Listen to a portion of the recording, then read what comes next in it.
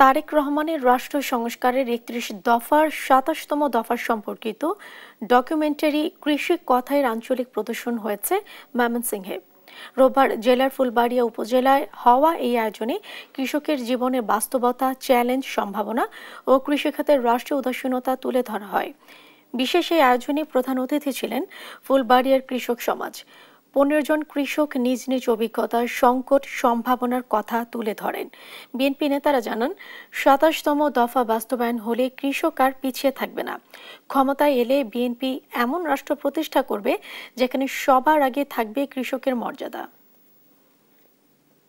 এই ডকুমেন্টারিটি বাংলাদেশের প্রতিটি জেলায় জেলায় প্রচারিত হবে। এই ডকুমেন্টারিটি কৃষকের কথা বলছে, সারা বাংলাদেশ জুড়ে কৃষকের কথা বলবে।